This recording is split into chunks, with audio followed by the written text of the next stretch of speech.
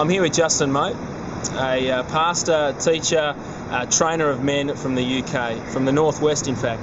I want to ask him a few questions about church planting. The first one is, what are the theological drivers of church planting for you? What are the theological necessities that you think through when thinking about church planting? Thanks. I guess as I read the New Testament, and particularly having recently been reading Acts chapter 10 with the conversion of Cornelius, the first Gentile converted in the New Testament, is through the whole story discovering that God is completely sovereign.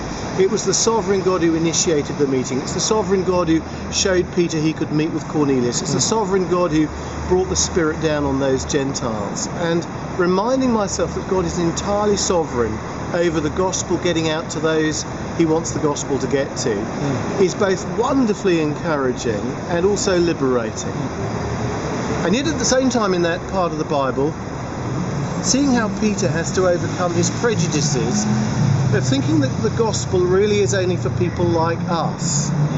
Peter the Jew had to understand that God's heart really was that the gospel was for Gentiles also.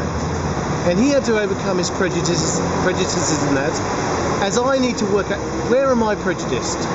Who don't I think the gospel is for? And then I need to address that and think, how can we get the gospel to people like that? Great. Now, as I said, you've been involved in the Northwest Partnership for the last 7 years. You must have made some mistakes. What are three mistakes that you have made that you've learnt lots from? We've made plenty of mistakes, and in terms of church planting, let me highlight 3 that we've made. I think first, when we've planted new meetings that have merely been new meetings. So we've planted a group of people to meet in another place and start a new church service, but they've still been involved in all the activities that they were otherwise involved in the congregations they were going to, the areas of service that they were involved in, and so not having been able to give themselves entirely to a new church plant, we found that's hindered a great deal.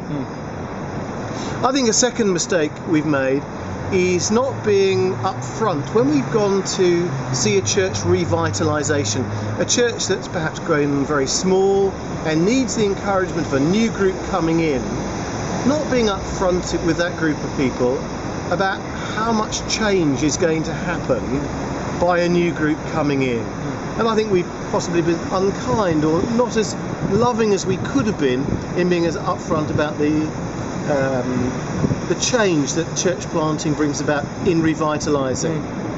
And then thirdly, I think that we've perhaps not always been as clear as we needed to be with people about what the costs are in terms of church planting. Leaving one congregation to start being part of another congregation means the loosening of relationships with the people that you were once perhaps closely involved with and identified with. And those kind of changes of relationships and the loosening of relationships are costly, but important in terms of making a new church happen.